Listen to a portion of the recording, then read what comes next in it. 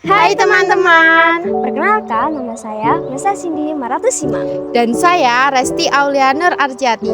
Kami akan menumpas tuntas menulis sebuah buku yang berjudul Calon Arang yang ditulis oleh Pamodya Ananta Atoer pada tahun 2009. Terus saksikan ya. Menekan tombol subscribe.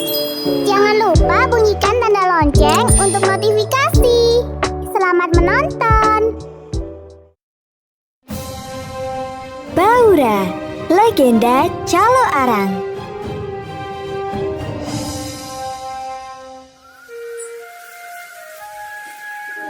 Zaman dahulu, ketika ilmu sihir hitam sudah dimusnahkan dari muka bumi ini, kehidupan manusia kembali damai.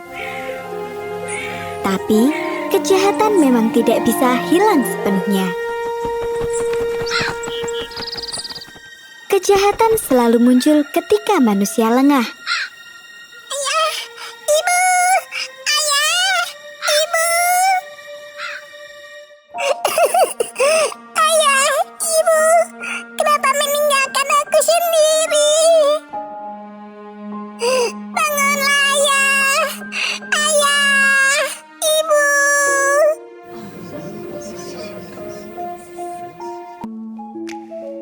Pada zaman kerajaan Erlangga, di sebuah kerajaan yang bernama Daha, hiduplah seorang janda yang bernama Calon Arang. Calon Arang terkenal akan sifatnya yang angkuh, egois, dan jahat. Calon Arang memiliki seorang putri yang bernama Ratna Manggali. Ratna Manggali memiliki sifat yang baik hati dan suka menolong. Pada suatu hari, Ratna Manggali merasa bahwa dirinya diacuhkan oleh orang-orang di sekitar. Dengar kabar Ratna Manggali diacuhkan oleh masyarakat sekitar, Calon Arang merasa mungkar. Akhirnya dia pergi bersama Kerakah dan mencari seorang gadis untuk sesembahan. Calon Arang pergi ke Candi Durga. Ia meminta izin supaya diberikan izin untuk menyebarkan virus atau penyakit ke masyarakat sekitar. Akhirnya, Dewi Durga menyetujui atau mengizinkan Calon Arang untuk menyebarkan virus. Konon kabarnya, wabah yang menyebar di desa kita merupakan ulah dari seorang penyihir jahat yang tinggal di pinggir hutan ini. Namanya adalah Calo Arang. Dia menguasai sihir hitam. Entah dari mana dia mempelajarinya. Setelah Calon Arang menyebarkan virus, akhirnya masyarakat desa Jirah satu persatu mulai meninggal. Mendengar kabar tersebut, Raja Erlangga mengutus Empu Baradah untuk memberikan atau meminang anak dari Calon Arang. Baura, Ya ayah, ada apa? aku telah mendapatkan mandat dari Raja Erlangga. Raja memerintahkanku untuk menangkap Calo Arang. Sepertinya Calo Arang telah berulah kembali. Ia telah menyebarkan wabah penyakit di desa Daha. Calo Arang sendirilah yang menyatakan jika ialah yang menyebarkan wabah penyakit. Akhirnya, Empu Baradah mengutus Empu Bahula untuk meminang Ratna Manggali. Setelah Empu Bahula menjadi suami dari Ratna Manggali, ia melancarkan aksinya, yakni ia mencuri kitab yang menjadi kekuatan dari Calon Arang. Kuperintahkan kau untuk menikahi putri Calo Arang. Dia Ratna Manggali. Hah? Menikahinya? Kau bercanda ya? Ini hanya strategi kita saja. Aku curiga ia mempunyai kekuatan tersembunyi. Kau harus bisa menemukan kelemahannya. Setelah Empu Bahula mencuri kitab dari Calon Arang, ia memberikannya pada Empu Baradah. Nah, setelah Empu Baradah mempelajarinya, akhirnya Empu Bahula siap untuk memerangi Calon Arang. Baru kali ini aku masuk ke kamar Calon Arang. Kira-kira di mana dia menyembunyikan rahasianya?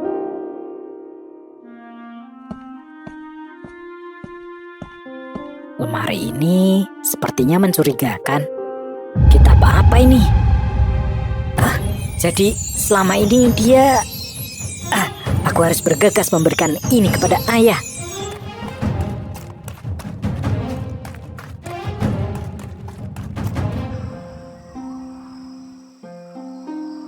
Sesuai dengan dugaanku, Calo Arang telah bekerja sama dengan Dewi Durga, Dewi yang jahat. Dialah yang memberi kekuatan pada Calo Arang. Dalam peperangan tersebut, Empu Bahula mengeluarkan sihirnya sehingga bisa menumpas calon arang hingga calon arang tewas. Setelah calon arang tewas, akhirnya desa Jirah kembali normal dan tenang. Oh Baura, aku sangka kau murid dari Empu Barafa. Kau telah mengkhianatiku. Kau telah melanggar peraturan di perguruan kita dengan bekerja sama dengan Dewi Durga. Akan kukalahkan kalian semua. Akulah yang akan mengalahkanmu, Calo Arang.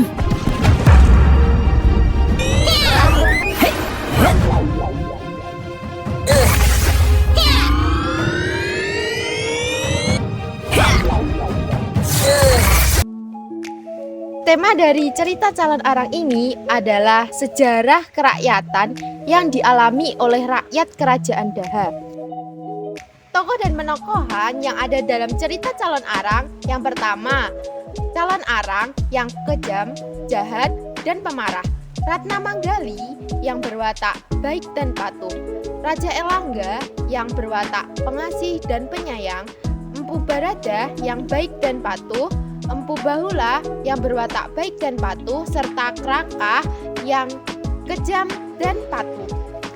Alur yang digunakan dalam cerita Calon Arang yaitu alur maju karena tahap yang digunakan berurutan dari tahap pengenalan situasi, pemunculan konflik, serta penyelesaian konflik. Adapun sudut pandang yang digunakan yaitu sudut pandang orang ketiga serba tahu yang ditandai dengan nama pelaku dalam cerita Calon Arang. Setting dalam cerita Calon Arang yang pertama, kediaman Calon Arang. Yang kedua, Candi Durga. Yang ketiga, Kerajaan Daha. Dan yang keempat, Desa Jirah. Ada juga setting waktu yang digunakan adalah pada masa Kerajaan Erlangga. Nilai moral yang terkandung dalam cerita Calon Arang dapat ditemukan dalam kutipan, "Sabar Bu, Ibu jangan mengeluarkan ilmu sihir Ibu. Tahanlah Bu," seru Ratna Manggali merayu ibunya, yang dikutip dalam buku cerita Calon Arang 1995 pada halaman 61. Nilai religius dapat ditemukan dalam kutipan, Empu Baradah memimpin upacara puja wali dengan membaca doa kepada Sang Hyang Widi, yang dikutip dalam buku cerita Calon Arang pada halaman 63. Nilai sosial dapat ditemukan dalam kutipan, lusa kita akan mengadakan upacara puja wali. Kami mengharapkan seluruh rakyat menghadirinya.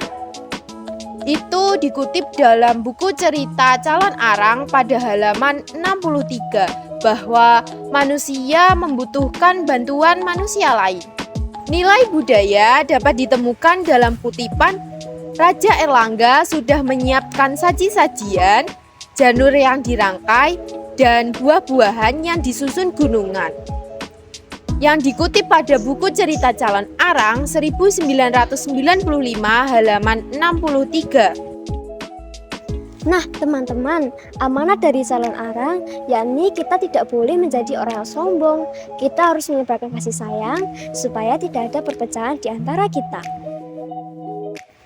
Kelebihan dari buku ini, saya sangat merekomendasikan teman-teman yang suka membaca sejarah karena buku ini mengandung sejarah pada masa Kerajaan Erlangga. Kekurangannya yakni di dalam buku ini menggunakan bahasa yang tidak mudah dipahami. Jadi teman-teman harus sedikit untuk berpikir supaya bisa memahami jalan ceritanya.